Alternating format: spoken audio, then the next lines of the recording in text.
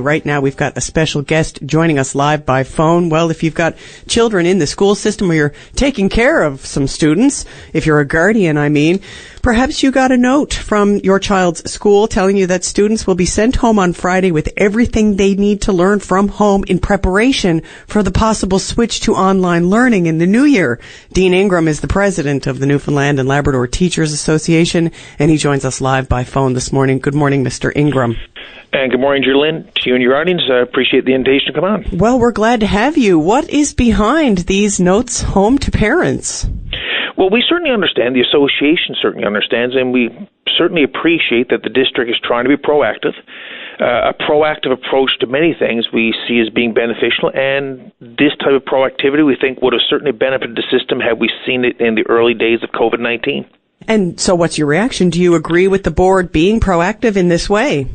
Well, we all hope that things don't change over the Christmas break, but if they do, and I want to stress, no one wants them to, it's better if students have the materials home with them. We know in the spring that when schools were going to close, that created a tremendous amount of angst, a tremendous amount of confusion, and it's better to avoid that. That being said, it's not uncommon for schools to do this when they're on extended breaks to facilitate cleaning of the buildings. And we would assume that over the Christmas break, this is exactly what will be done in many of our schools. Do you think it will come to this, though? Right now, there's a number of things that we need to be concerned about. We've seen a number of outbreaks, but the best thing is we want to ensure that our schools are safe. This is what we've been saying since July. There are major inconsistencies between public health precautions that are required for community spaces, workplace, as compared to measures in place for schools. We know that our communities, to be safe, require safe schools. We've held that where physical distancing can't be assured, we do need mandatory face masks and physical barriers to ensure students and staff are as safe as possible. At this stage, this province is in a very good place, and we've gotten there because the province's adherence to people, space, time, and place. We simply hold that the same degree of precautions should be in place in our province's schools as well. And as we are heading into the Christmas break, what are some of the concerns that come to mind for you, in this position of leadership at the NLTA? Well, we are concerned with our school system. We want our schools to remain open. Teachers want them to remain open. Students need them open. Teachers do as well. Parents are with a measure of the same mindset.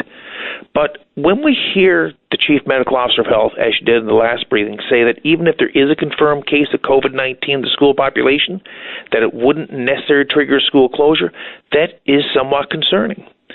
We feel that, and we have seen some communications over the weekend we think are a positive move, but it's important that there be a clarity in communication to the entire school community.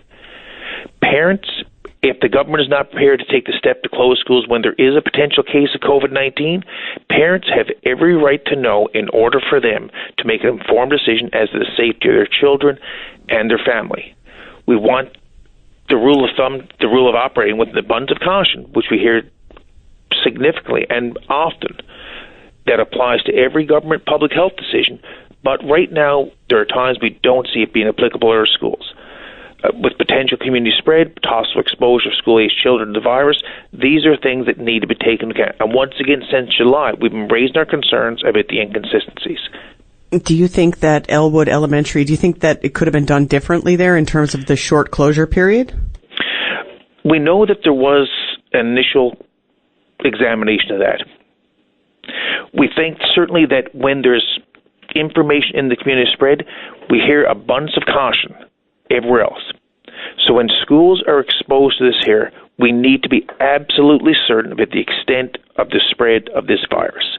In the absence of being absolutely certain, a proactive measure, having the schools closed to allow for deep cleaning, and having the schools closed at a time to ensure that there's a lockdown in terms of exact extent of the spread, is always a prudent measure.